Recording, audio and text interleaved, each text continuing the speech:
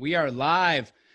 Welcome, guys. This is Peter Voogd, founder of the prestigious GameChangers Academy, and thank you for tuning into our monthly Millionaire video series, where we interview the world's most elite and successful entrepreneurs, CEOs, and true game changers, people that I have massive respect for, and those making a huge difference, not just in their industries, but in the world.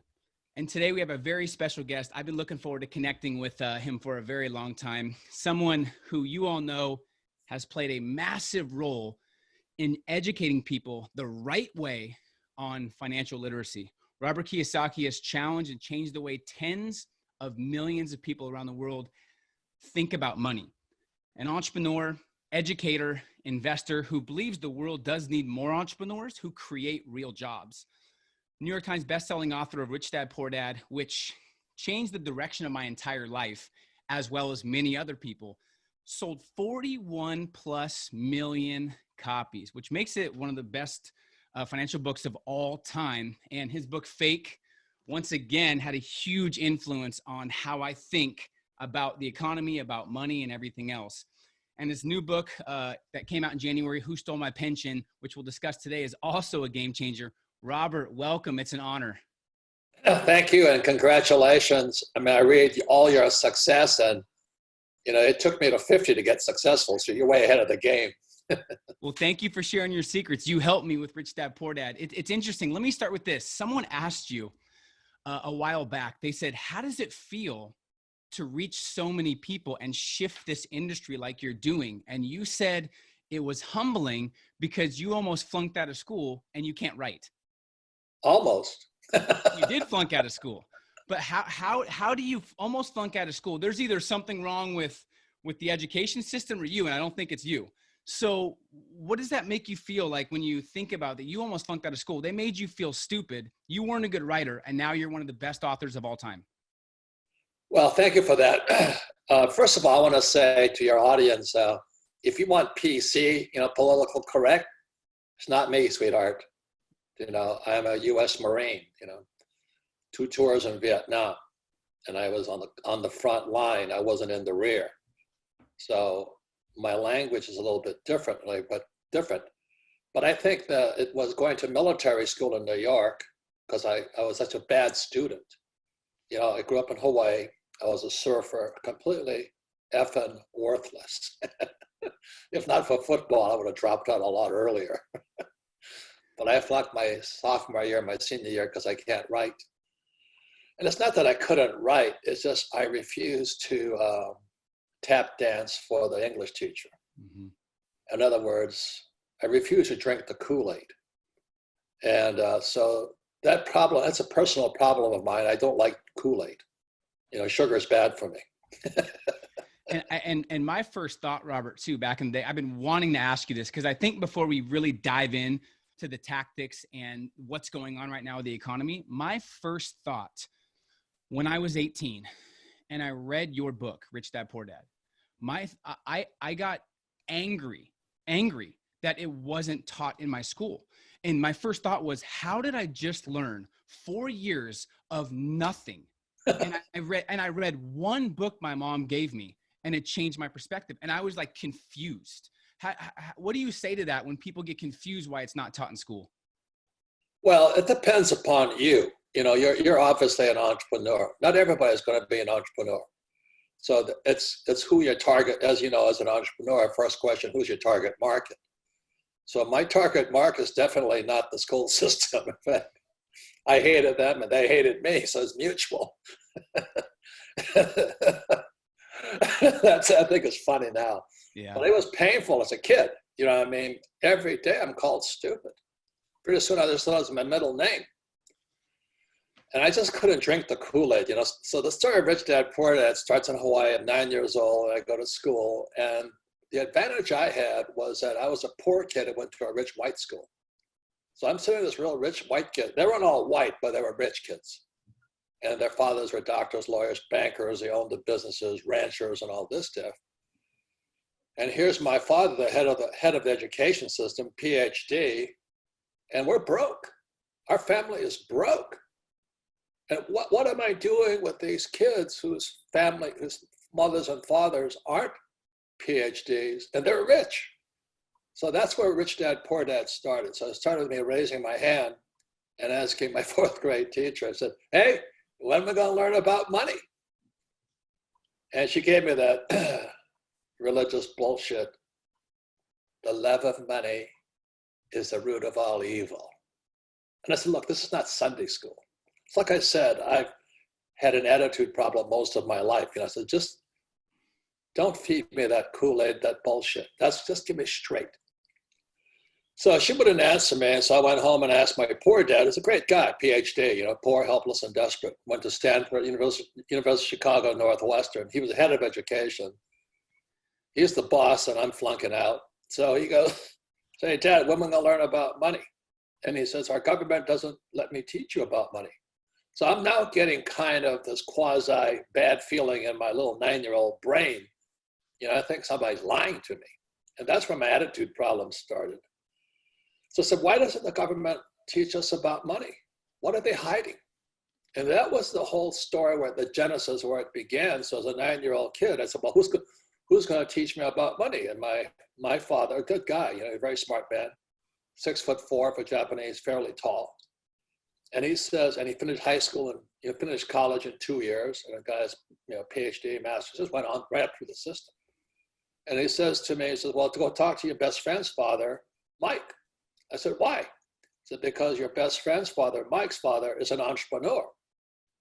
And I go, ¿qué pasa? What's the difference between, what are you? And he goes, I'm an employee. And I go, what's the difference?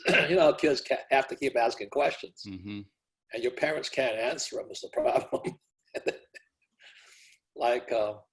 So I said, what's the difference between an employee and entrepreneur? And he says, well, employees don't have to know about money and entrepreneurs do. And that's why, so is that why we don't teach money at school? He goes, yeah, because employees don't need to know about money. So I said, well, I'm in the wrong place then, because I want to be an entrepreneur. I didn't even know what it was. I just didn't want to be like my poor dad. And so that's why what you're saying to me is some people really want to be employees. They want job security. They want a steady paycheck. They want a pension. And, they just never grow up financially. They look for jobs where an entrepreneur creates jobs. And they're two different mindsets, two different human beings, So that's where it starts. And so your audience right now, you have to look inside your heart, your mind, your soul, and your body and go, am I looking for a job? Am I looking for security? Or am I going to be the person that creates jobs and creates security for other people? Most people can't do that.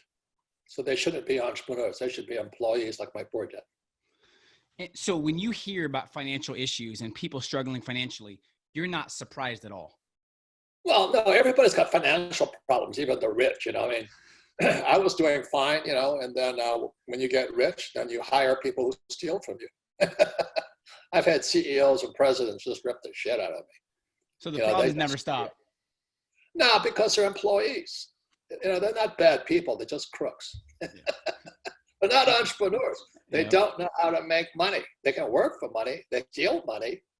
They can screw for money. But they don't. I found it interesting. Oh, by the way, guys, if you're watching, go ahead and comment below where you're watching from.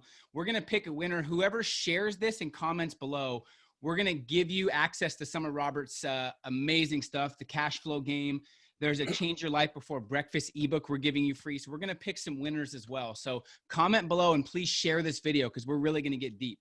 So in terms of the financial system and the education system, we're going to move on from that. But there's just this epidemic of traditional education. I want to finish with this. Some people, Robert, are borderline obsessed with traditional education. And parents think that if their kids don't go, they're going to fail in life. And it makes people, it made me, when I didn't want to take the normal route, when I didn't want to go to college, it made me feel stupid. Society did. So you said in your book, then I laughed at this line in fake. And anyone that wants to really get educated, fake money, fake teachers, fake assets, you definitely want to check this out. But you said something in your book. You said the primary reason most people aren't wealthy is because they went to school. Right. That's a pretty controversial statement. Right. And what you're saying to me is what I discovered at a young age, or if you say don't go to school, you may as well piss on the Pope. You know, it's like a religion. You know, education is a religion. Well, if you don't go to school, you won't make it. But if you look at who didn't finish school, it's a guy named Steve Jobs. You know, he didn't do too bad. Zuckerberg never finished school. Branson never finished school. Michael Dell didn't finish school. Disney, Henry Ford. You know, the people who didn't finish school, but they didn't just drop out. They became entrepreneurs. And I think that's the difference. So those guys who drop out of school, and you see them every day, they're complete losers. You know, they're a loser in school and they're losers in real life. But people see that loser in real life and think, well, because he didn't go to school. Mm-hmm. No, he didn't fit in school. That poor person, that poor guy never found out where his life, where was he supposed to go. So I was fortunate that I had a great teacher, my rich dad. And my poor dad was a great teacher too, you know, and they were great men, very good teachers. But having two dads, I got two different worlds. Do you know what I mean? And so my poor dad kept asking if I did my homework. And I would go to my rich dad's business. You know, I worked in his restaurant, I worked in his hotels, you know, and I played, you know, I'd work in the book, I work in the accounting, I work in reception. I just worked all the different jobs. He never paid me. And at the end of the day, I worked for about an hour in his business. Then we play Monopoly. And so we play, he and his son, you know, my best friend and I, we play Monopoly for about an hour, you know, and finally I asked my rich dad, I said, what the hell are we doing? He says, I thought you'd never ask. So what do you mean by that? He says, well, most idiots wait to be told what to do. That's why they're never entrepreneurs. An entrepreneur sees an opportunity and does it, you know, and they don't wait for a teacher to tell them what to do because the teachers are idiots.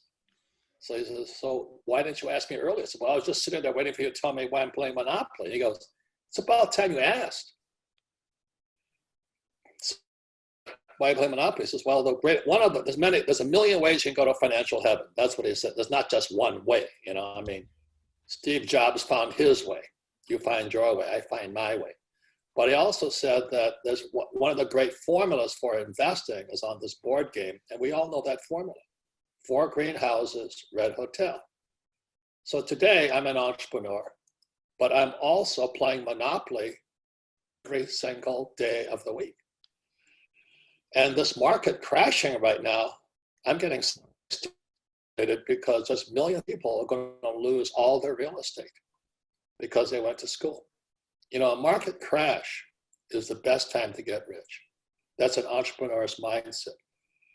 But a loser's mindset, oh, the economy is bad. The economy isn't bad.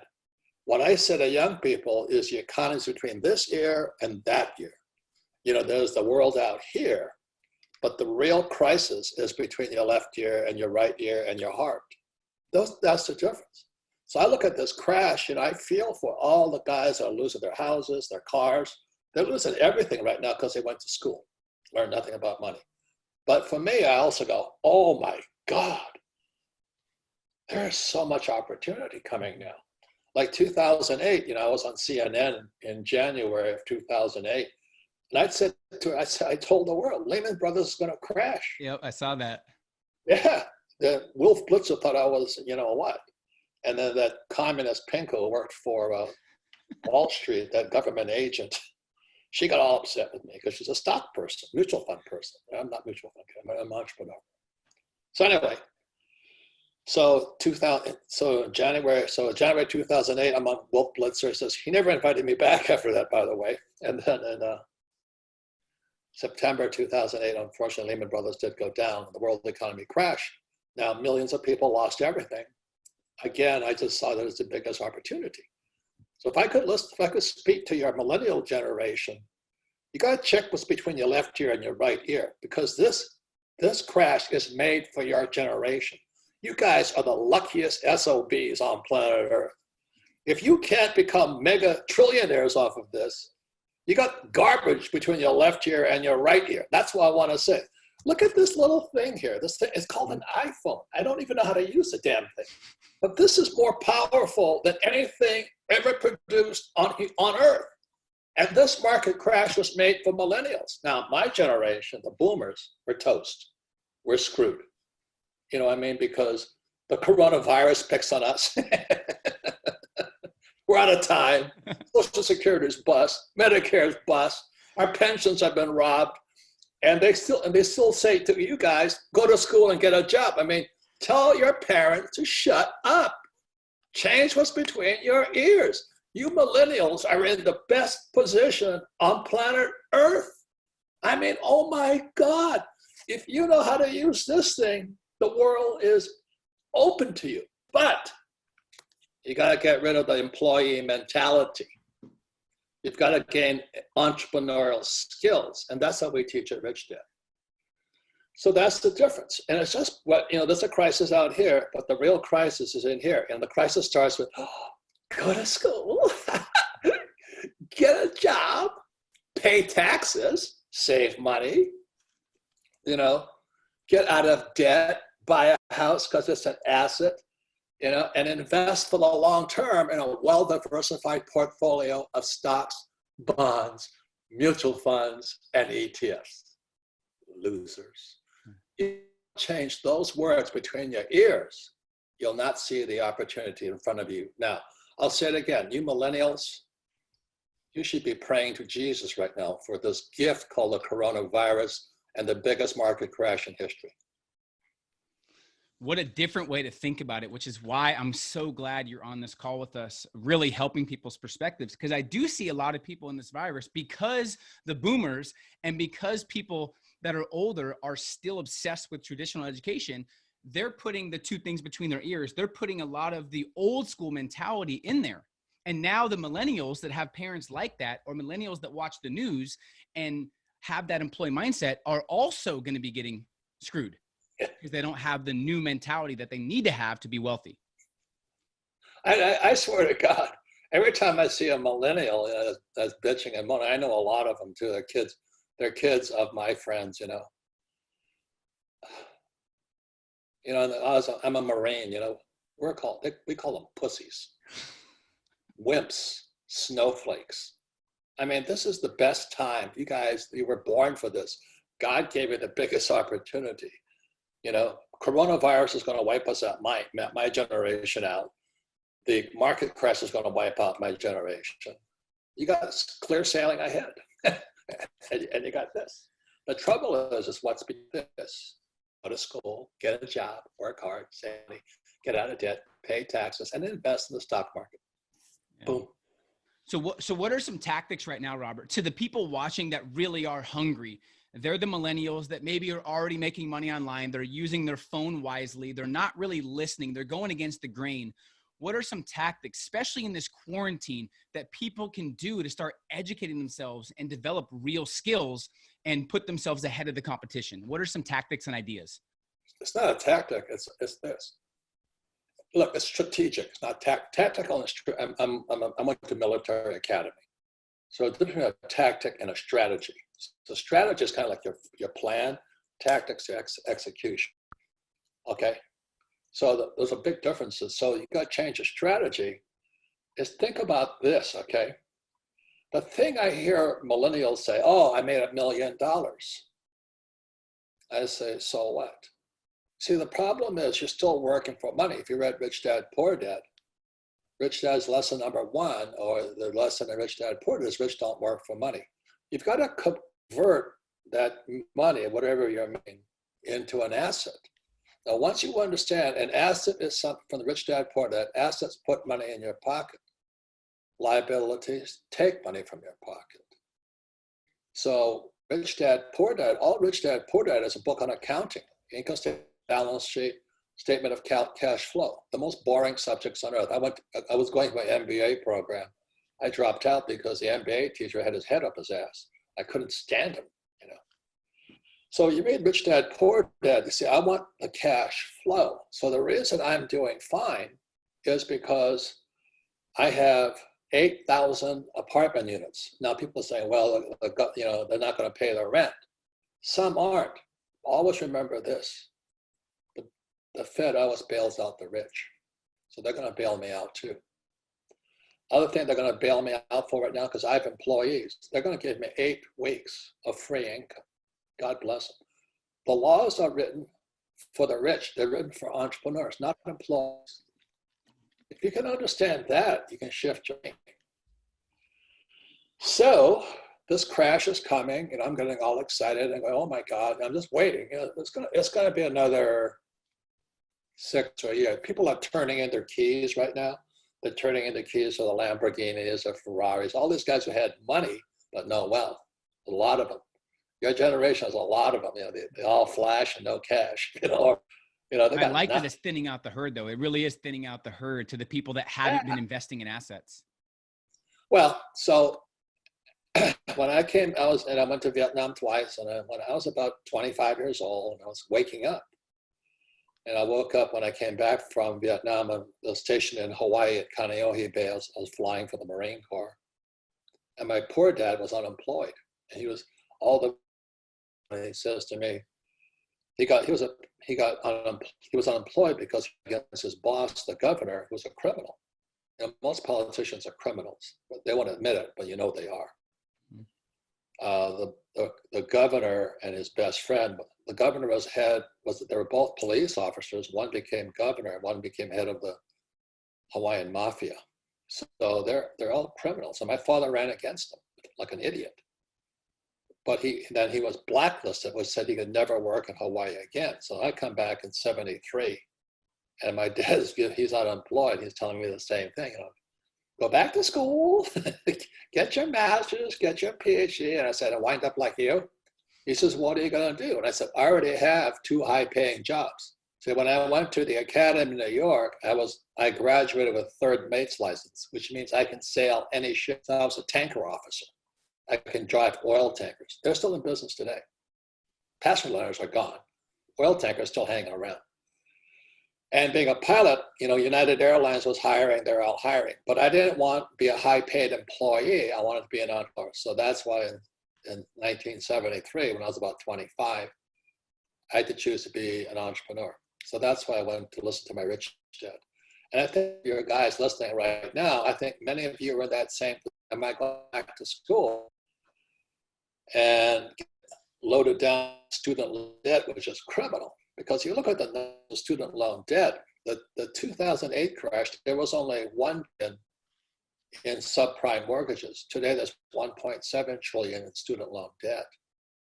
It's criminal what they're doing to your generation, and that was the Obama administration. I'm not Republican or Democrat, but that's what's happening. So without financial education, your generation is stuck, and the crisis is between this year and this year.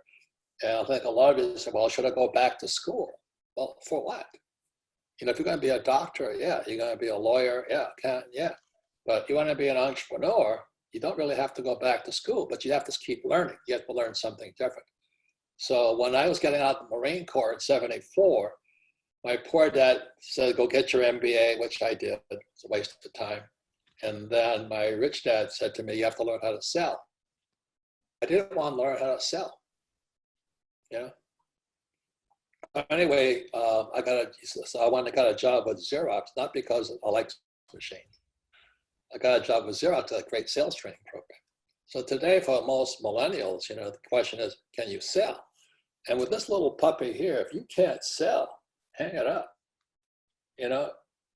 This thing is so great because I'm now on Twitter. I love Twitter because I'm testing market pitches. So this morning, I already posted. I didn't know this. A lot of people get no response from Twitter. This morning, I posted in 4 hours. I got 4,000 likes. That's how I know whether I'm selling or not. I got my hates also. But if you guys can't market test your pitch, your words, hang it up. So I'll say it again. This crisis is made for you guys, unless you went to school. I'm not saying school is bad. I'm saying you didn't learn anything about money and what's between your ears. If you're still looking for job security, you still think that making a lot of money makes you rich, you're an idiot. Because I make more money from my assets than I'd ever make in a job. If I have 8,000 rental units, and some of them aren't paying, no problem, because I have liability corporations protecting me. That's what rich dad, poor dad. The rich use corporations to protect us. Okay. So it's not a matter about real estate or Twitter or all that stuff or stocks. It's this. If you're smart, You'll make money. Right now, my friend is making so much money because the market's crashing, but he doesn't have a 401k. He's a trader. You know, he can make more money than the market's crashing. So people will say, well, and I look at gold. Gold is set to run. Now that's bad news. You know, I have millions in gold, not in this country, outside this country, legally. I do everything legally. It's not that I don't want to go to jail and be somebody's boyfriend. You know what I mean? I have the best attorneys, best account, all this stuff. So I forgot what was that, but anyway, it's a great.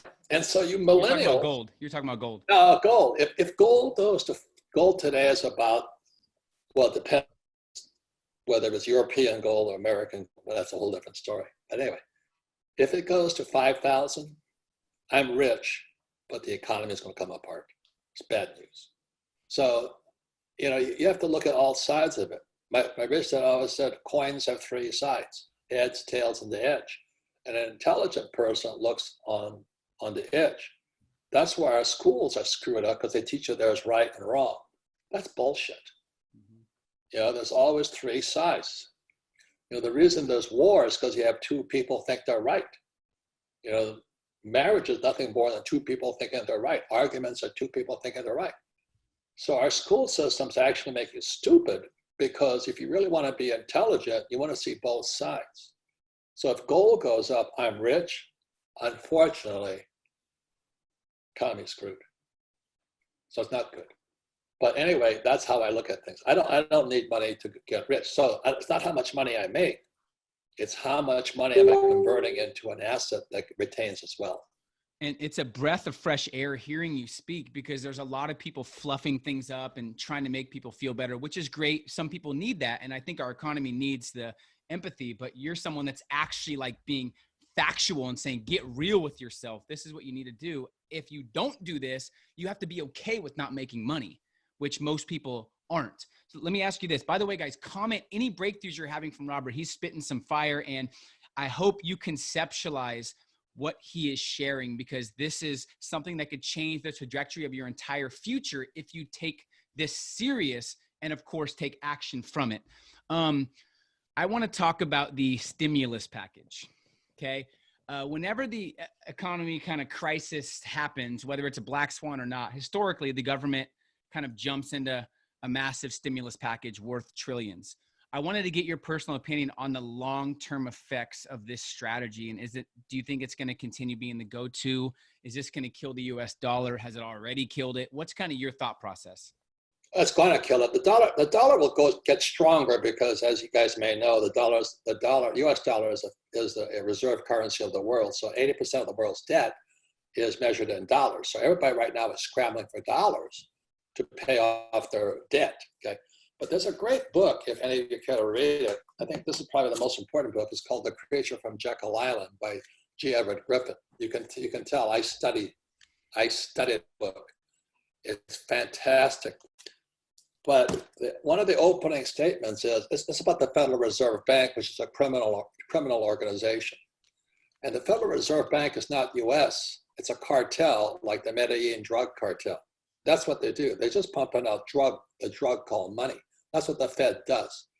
You know, this morning I tweeted there's 9,000 PhDs and they're all idiots because they went to school. But the Fed is manipulated by another group called, and I was a student of Buckminster Fuller here, it's called the Grunge of Giants. So you have these people who are the uber rich, ultra rich, who control the Fed. And the Fed are nothing but puppets like 900 PhDs who know nothing about money, like Janet Yellen and Ben Bernanke and who's the other guy? Oh, I think. But their job is not to protect the U.S. Their job is to protect the rich. So what if you get into picture here, it says here, like from Jekyll Island, the word bailout, which they now call stimulus, because people are kind of tired of bailout. But they bail out the rich. It's a smoke screen. You know, I was a Marine pilot. We should, you know, like if a guy was in trouble, they say lay down smoke. So these guys would pop smoke grenades, and so we could get inside and pull them out. So we come in, guys hiding behind the smoke screens, we load them and get them out of there. So a stimulus or a bailout is a smokescreen for the rich. So what it does, it jacks the price of stocks up so the rich can sell. They can sell, and it crashes again. At the same time, your financial planner who works for Wall Street will tell you,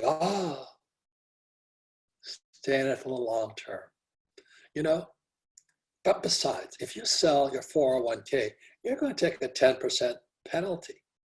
Well, sweetheart, I just took a 50% penalty because the market dropped. No, but you don't want to lose that 10%. And the market will come back up. So anyway, the rich are exiting under this smokescreen called stimulus or bailout. And the poor middle class are handcuffed with their stupid 401k. That's like being on the Titanic and somebody saying, well, put these handcuffs on and write that sucker down. And that's why, you know, I am very happy, very proud to talk to you, is because you want to get out of this situation. You can't think like an employee. The people who are going to get out of these handcuffs or these thoughts in your head are entrepreneurs. You know, so no matter what happens, an entrepreneur with the appropriate skill sets, not all entrepreneurs will make it, obviously. You'll do very well because you're not handcuffed to the idea, I need job security, paycheck, and a pension, which is fake. I want to talk about pension in a second too. And there's something that you say in chapter 2 of that book I want to hit on, but is there anything you can share with the average American, how, you're already laughing, how to turn fear into some certainty and confidence? Are they doomed if they're not thinking like entrepreneurs, or is there still hope that they can start thinking more strategically about their future? How do you turn fear into certainty? That's a perfect question because, see, the problem is college professors are as pussies there are. You know, because I grew up, my whole family's professors. You know, the only thing they care about is tenure, you know, which is paycheck for life, pensions, and job security. That's all they care about. So what do they communicate to the student? Fear. You need to be protected.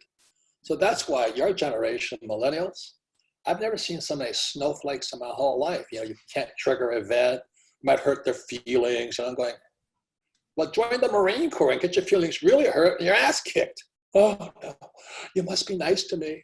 You know, the 72 words for genders, or, you know, I didn't know there were 72 types of gender. You know, when I was a Marine, it was he or she, that was it. But now, I want to be called this because I like boys, but boys were half girls and girls, I'm going, holy moly, you know what I mean? It's just so protected. And that's what the teachers, the professors are teaching everybody. You need protection. The world is dangerous. And so that's the fear. So these people who are looking for job security is because their parents and the teacher, how should I say it, transmitted it to them. They didn't do it through their words, but you feel people who are scared. Mm-hmm. You know, you can feel a person who's angry. So I can feel fear. So when I go and I stopped going to colleges simply because all I did was piss them off because they got angry and fearful. You know, fear stands for false evidence appearing real. And these guys live in fear. That's why my poor dad wanted a 10-year job security paycheck. So check this out here. I can see this. These are the 4 intelligences. One is mental, another is emotional, one is physical, the other is spiritual. Those are 4 types of intelligences. The reason I created the cash flow game is because a cash flow game, when you play the real game, not the electronic game, but the real cash flow game, the board game, to get through the game, every time you play it, it's mental, emotional, physical, spiritual. And spiritual is different than mental or all that stuff. Okay, so this is what we're taught in military school. So emotional intelligence is it. As a Marine pilot, I went down 3 times in Vietnam. If the Marines had not, if flight school and, you know, the Marine Corps had not taught me how to control I'd be dead. So what happened is every day we'd practice. We practice crashing every single day. And pretty soon I could fly any aircraft, regardless had an engine or not, whether I was shot up or not, I could still fly that plane because emotionally I was clear. And there were several times, I write about it in Fake, that I went spiritual. You know, I knew I was going to die that day. And then I lost my engine. I was at 1,500 feet. I had a crew of two pilots and 3 crew members. Were loaded with guns and ammo and all the rockets. We're going to die that day. And it was one of the first times I ever experienced true spirituality. That was this calm. Like, I'm going to die. We're going to die. And it wasn't fear. It was like this peace. So the reason I do this is I'm going to create the cash flow game. If you play that game 100 times with fake money, you'll learn to overcome your fear. But once in school, the kids leaving school are like their school teachers. They're so afraid of making mistakes. Well, how in the world do you learn if you don't make a mistake? How does a baby learn to walk if the baby doesn't fall down? How did Tiger Woods become the greatest golfer? Did he read a book and go take on the Masters? Our schools teachers are criminals because they're teaching you not to make mistakes, and they teach you if you're asking for help, that's cheating. Well, I ask for help. I have all my rich dad advisors, really, really smart people, men and women.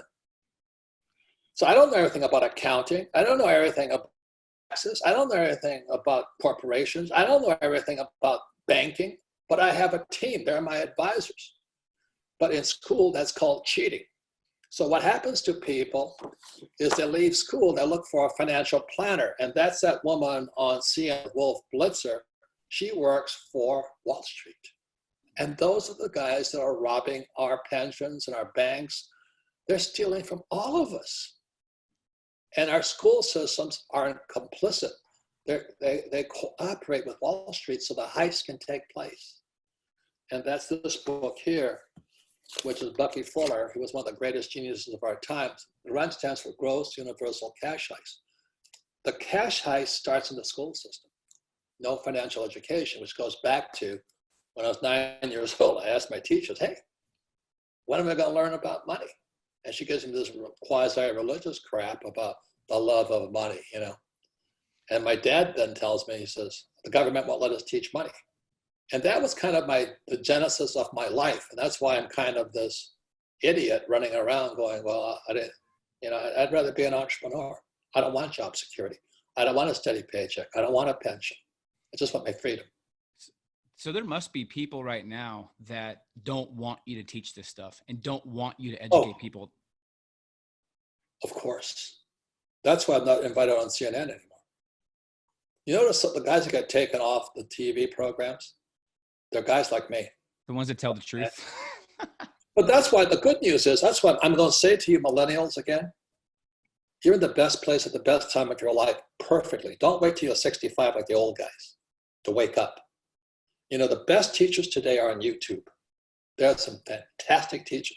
I'm on YouTube all the time. If I had YouTube, I don't know where I'd be today. I might be farther down the road. But you go to school, you listen to some teacher who needs a job security and a pension and teaches you that, people shouldn't hurt your feelings. Oh my God, wake up. That's not the real world. The real world is mean, tough, and crooked. And you better put your team together because, if you don't have a good team, you're screwed. You have a financial planner. They work for Wall Street. They don't work for you. Wake up. That's all I'm saying. But I get hammered. But I want to say it to millennials again. If you're an entrepreneur, you have the entrepreneur mindset and skill set, which takes time to get. The future is very bright. But if you're looking for job security, it's just very dull. You taught me too to get a team, lawyers, accountants, and make sure you're protected. And that's something that I took very serious. It's interesting too, Robert, because following directions and doing what's popular makes you popular in school, but not following directions and doing what's unpopular makes you successful in life. So it's like the exact opposite of school in a way. That's like I said, my only problem was extreme boredom. Yeah. So I want to hit on, but before we leave, I want to hit on pension. In chapter 2, Who Stole My Pension? You claim that people are too frail to work and too poor to retire. That's going to become the new normal for some of the oldest. Something our listeners need to know is not just how to build wealth to achieve the lifestyle they want, but also how to maintain that lifestyle throughout retirement. How can we be more mindful of our financial futures and protect ourselves from this pension nightmare? Is there anything people can do to prevent it, or is it too late? Well, of course, I'm going to say it starts with Rich Dad, Poor Dad, Cash Flow Quadrant, book number 2, and then get the cash flow glass. And I would get the board game because it involves, physical. It's like you can't learn to play golf without a golf club. Mm-hmm. But people are trying to, like the school teacher, they're trying to do it in their heads. So, and that's why I would go to YouTube. There's some really great guys on there, like Gammon, he's fantastic. Patrick Bet-David, he's fantastic. Jim Rogers, my age, Jim Rickards. These guys are real investors. They're not these fake guys. They don't come from Wall Street. Look, in my generation, I'm not making them wrong, but there was Susie Orman. The guys are probably too young, but she was the queen of the hop. She was a waitress who became a financial planner, and she's the one that teaches you to cut up your credit cards. I said, I love my card. See, the credit card isn't the problem. It's this that's the problem. And then there's Dave Ramsey who says live debt free. And too, it's not my teacher, he's a friend of mine. But I'm 800 million in debt, almost $1 billion. That's why I'm rich, because the more debt I have, the less tax I pay. So it's a different game. Do I recommend what I do? No, it's frickin' dangerous. Right now, as you said, a lot of these guys turning in their apartment keys and all this stuff. But all it's going to do is make me smarter. Nassim Taleb says, he wrote the Black Swan, and the Black Swan is this pandemic. But he talks about this fragile, and most kids today, most millennials are fragile. You can't say anything because you hurt their feelings. Oh, fucking grow up. Just grow up. The second type, so you have fragile, then you have robust. And robust is like a rock. You can pound on the rock all day long. They'll take it, but they're not going to get smarter.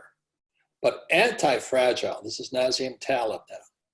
Anti-fragile means the more you pound on me, the smarter I'm going to get, the smarter and stronger. So let's go into the gym. When you're going to the gym, you're anti-fragile. So the baby boomers who are sick today or afraid of this coronavirus is because they didn't go to the frickin' gym. They ate the wrong foods. They don't get enough exercise. They sit around and watch TV. I don't know what's wrong with these guys. I'll be 73 tomorrow. I'm so old, I don't remember how old I am. I've had pneumonia 3 times. I've crashed 3 helicopters. I've been broke, I've come back, but every time I got smarter and stronger. That's anti-fragile, but our schools are putting out wimps. Oh, you hurt my feelings. Oh, you hurt my feelings. Screw you, grow up. Really I'm in the business of financial transformation, not education. Susie Orman's in education, Dave Ramsey's in education. I'm in transformation, and the definition of transformation is metamorphosis. A metamorphosis is what a caterpillar does when they turn into a butterfly. So when a caterpillar becomes a butterfly, they've metamorphosized. So the definition, look up in the dictionary, the definition of transformation is the definition of metamorphosis is the transformation from an immature form to an adult form. Immature form to an adult form. So what I see a lot of your generation, they're going to school and they're going in as caterpillars and they're coming out as earthworms. What good are they? I see it. Trust me. And I'm telling you too, Robert, all my hunger comes from my toughest times, comes from being broke, yes. Comes from like getting scammed.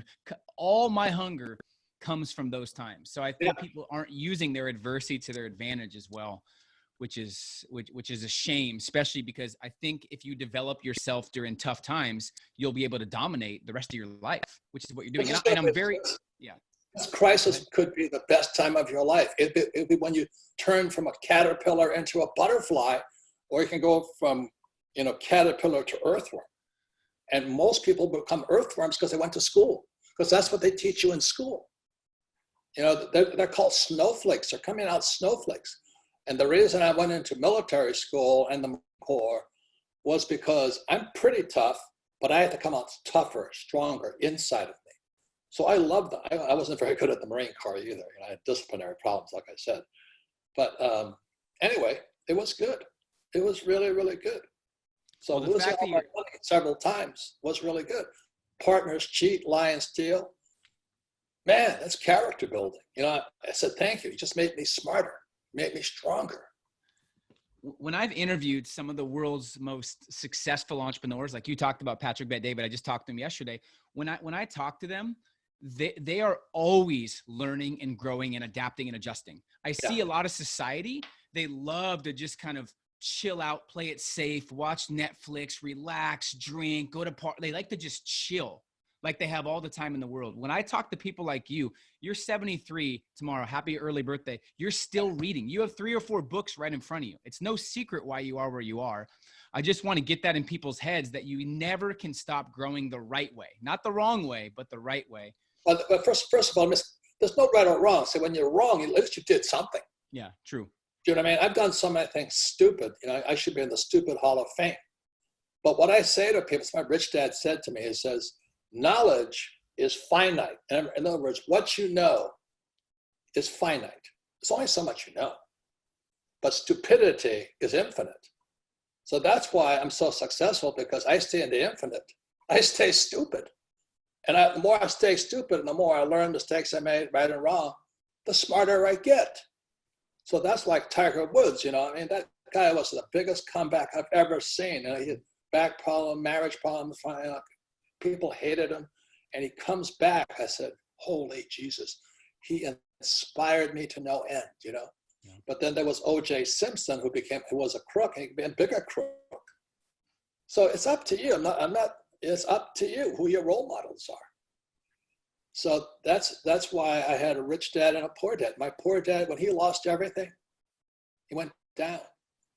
And my rich dad, I saw him lose a lot of times. He got stronger. So that's anti-fragile, robust, and fragile. The kids coming out of school today are fragile. They're wimps. They're pussies. They're snowflakes. I wouldn't hire them. So it goes back to what's between here. I think all of your talk goes back to that. Is there anything we can... The Mexicans call it cojones. You have cojones, you know? I've heard that. So I'm going to let you go in a second, but I feel like there's so much value being shared. In your book, Who Stole the Pension, there's kind of a call to action, but is there anything we can do to prevent institutions like General Electric or Wall Street from trying to find kind of countless loopholes to deny pensions? How can we hold them to their promises, or do they not care at all about their word and they love kind of finding the loopholes?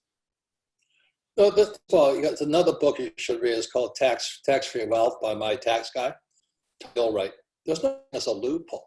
A loophole suggests something's wrong. All taxes are incentives. So if I buy real estate, I get taxes for it. You know, so if I donate money to charity, tax incentive for it. So like right now, the government's going to print, I don't know how many billions, whatever they're going to print, but they're going to give me 8 weeks of salaries to pay my employees. I'm going to take it. Well, that's not fair. I'm going to take it anyway, because they're going to forgive it. The point here is you've got to see on both sides of the coin, heads, tails, and the edge. So the loopholes are always good. Now, the reason I encourage gold, silver, and Bitcoin or crypto is because gold and silver are outside the Fed. You see, this is the criminal operation. It's called The Creature from Jekyll Island by G. Edward Griffin. The Fed's criminal. I'm not saying they're good or bad, but they rip off. They only have one thing, is to make the rich richer. I refuse to participate with the Fed's gold. Is a Fed and real gold, not ETFs. I don't trust ETFs. I don't trust anything paper. So all my money goes to gold, silver. If I was your age, I'd be in Bitcoin, because Bitcoin, as you know, is open source. It's people's money. So gold and silver are God's money. It was here when God was created.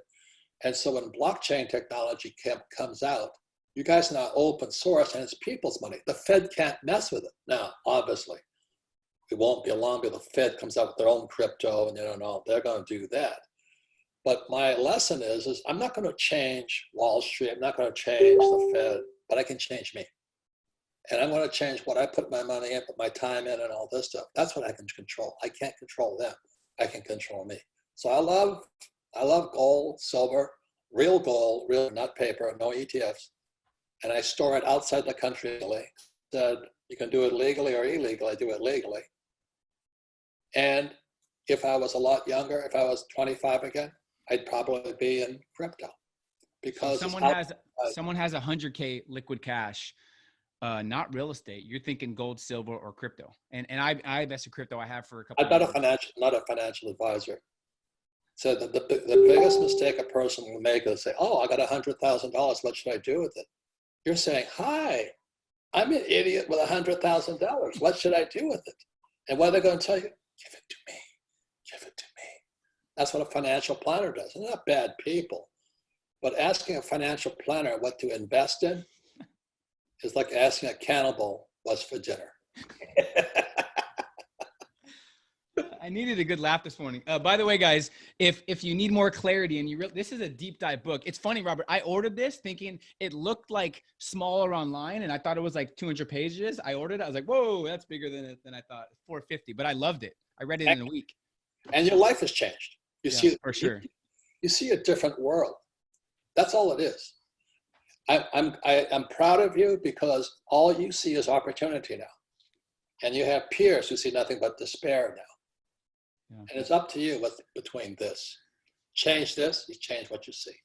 I want to be respectful of your time. Thank you so much. Is there anything you would tell, if you could go back and you were looking at your 18-year-old self, is there anything you would tell him or change? Or are you glad you went through everything you went through because it brought you to who you are today? What would you tell like an 18-year-old Robert Kiyosaki? I'm just glad I didn't listen to my mom and dad because I would be probably a college professor like my dad. So I'm very happy, I'm very happy I flunked out of school.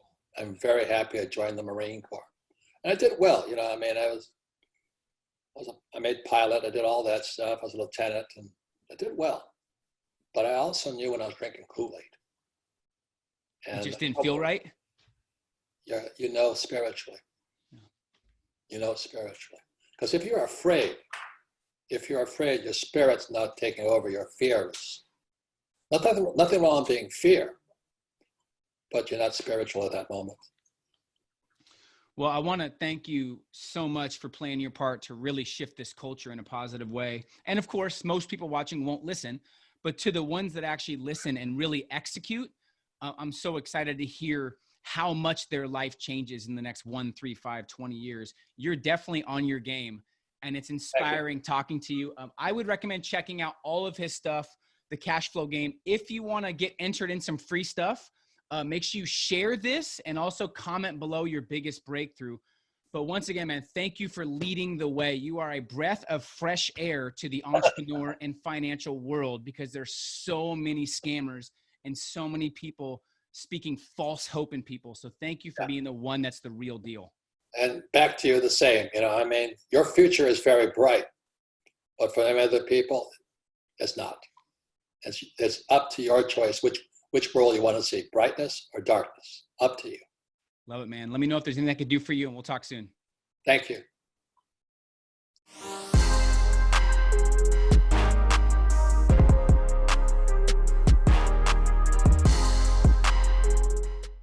Hey, what's up? And thank you for watching this video. If you enjoy this video and this content, make sure you hit the subscribe button below, put the notifications on, and I assure you, you'll love this content in these videos.